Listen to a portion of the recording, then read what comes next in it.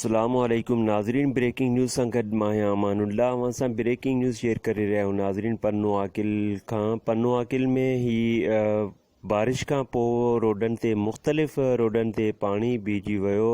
TMO पन्नो आकिल सजाद अली सुमाइर जे हिदायतुनि खां पोइ TMO जो अमलो पंहिंजो कमु तेज़ी सां जारी करे छॾियो आहे। नाज़रीन, पन्नो आकिल जे मुख़्तलिफ़ रोडनि तां पाणी कढियो पियो वञे। ही फुटेज अवां सां शेयर करे रहिया आहियूं नाज़रीन।